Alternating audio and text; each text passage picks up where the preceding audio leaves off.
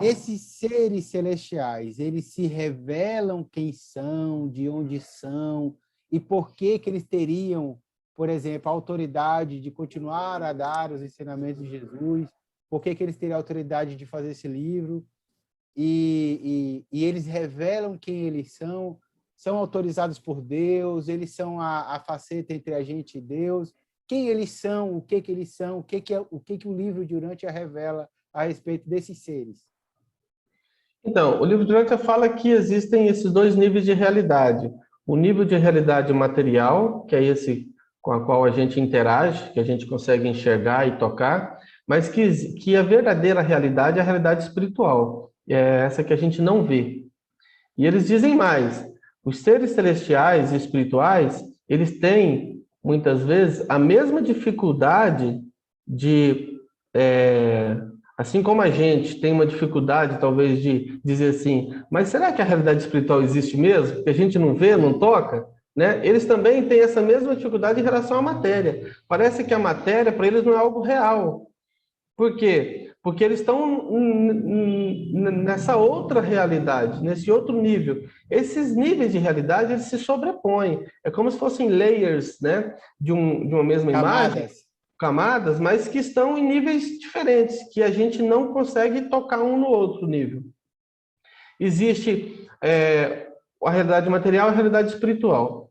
Algumas vezes, quando se torna necessário que haja algum contato, existem mecanismos que eles conseguem de manipular a realidade a ponto de fazer com que uma criatura humana possa interagir com a criatura celestial, um ser material com um ser espiritual. Quando é que isso ocorre? Já temos relatos de ocorrências. Por exemplo, a aparição do anjo Gabriel a Maria. É uma interação ali entre um ser material com um ser espiritual, né? Nós tivemos, por exemplo, um evento na vida de Jesus que é conhecido como o Monte da Transfiguração, em que Jesus aparece conversando com dois seres celestiais. Não sei se você conhece essa história, né? Mais ou menos. Ficou registrado na Bíblia de que eram Elias e Moisés, mas o livro de Urântia diz que eram duas personalidades celestiais, que não era Moisés e Elias, era na verdade Melquisedeque e o Gabriel, né? Bom, essas interações existem, elas só não são comuns. E não é que assim, Deus falava com o homem antes, não fala mais. Não é isso. É que também antes eram coisas raras, né? Essa comunicação é muito rara, não é uma coisa corriqueira. Quando você condensa tudo isso em um livro só, parece que era toda hora. Quando você tem 4.000 anos de história, né, registradas em livros, o que você vai ter? Você vai ter aqueles fenômenos que foram muito relevantes na história daquele povo, não é? Então, assim, o livro de Urântia confirma que Abraão realmente esteve em contato com Melquisedeque. O Melquisedeque era um ser celestial. Ele veio aqui numa missão, o livro diz que ele ficou 94 anos aqui, mas chegou no momento que o corpo dele já não suportava mais essa situação, né, de realidade material, porque os nossos corpos materiais se deterioram, é natural que aconteça com o tempo, então ele voltou. Mas a missão dele ele cumpriu aqui. Então nós temos, por exemplo, a vinda de Jesus, é também um ser celestial que veio aqui, apesar de ele ter nascido como uma criança do reino, né, nasceu como um bebê normal, né? Mas depois do batismo nós temos a informação de que aquela mente ali já não era mais a mente daquele Jesus humano, era a mente do Filho de Deus. Tanto que ele passa a ter toda aquela facilidade para lidar, por exemplo, com curar pessoas, por exemplo, transformou água em vinho, curou leprosos, curou aleijados, cegos, ressuscitou Lázaro. Imagina, 4 dias morto, ele ressuscitou Lázaro.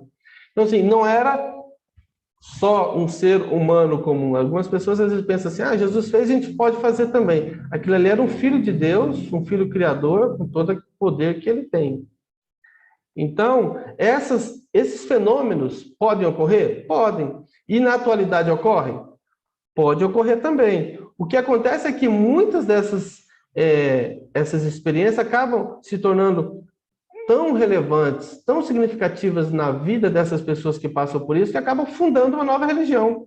Veja quantas novas religiões surgem, né? E surgiram. Acho que eu até comentei com você no outro dia sobre, por exemplo, o Joseph Smith. Ele alega que teve contato com um anjo. Acho que é o Moroni, se eu não me engano, alguma coisa assim. E eu não lembro o nome correto. Mas aí ele, depois dessa experiência, ele acabou, né, rompendo com aquilo que ele acreditava e formou uma nova religião, que é a Igreja do Jesus Cristo dos Santos dos Últimos Dias, que é os Mormons. E a gente tem muitos fenômenos assim, né? Maomé também, tudo indica, há relatos no Alcorão de que ele teve contato com um anjo, acabou formando a nova religião.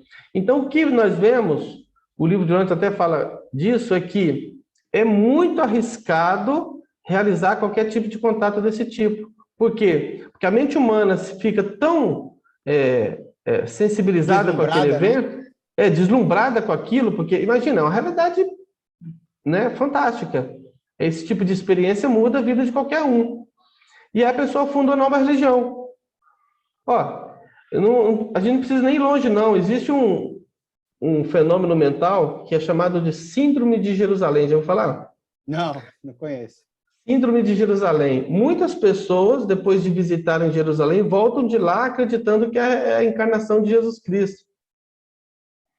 Isso já é tratado, né, como uma doença psicológica chamada de Síndrome de Jerusalém. A pessoa vai em Jerusalém, aquela experiência de estar pisando ali na terra onde o Filho de Deus esteve, aquilo ali pode produzir algo na mente da pessoa e ela acabar entrando nessa paranoia de que é Jesus.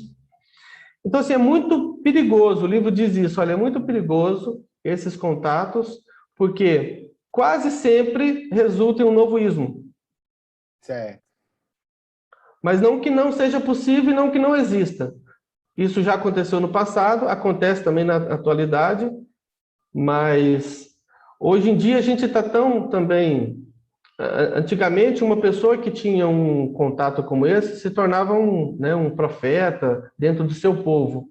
Hoje em dia a gente está tão assim, bombardeado de informações e de profetas que surgem a todo momento, que a gente não sabe o que é real e o que não é. Né? Muitas pessoas dizem, Deus me falou isso, eu tive um sonho, eu tive uma visão. A gente vê tantos relatos, a gente não sabe o que é verdade. É verdade. Se realmente é fato. Por isso que eles devem ser cada vez mais escassos e mais separados com o tempo.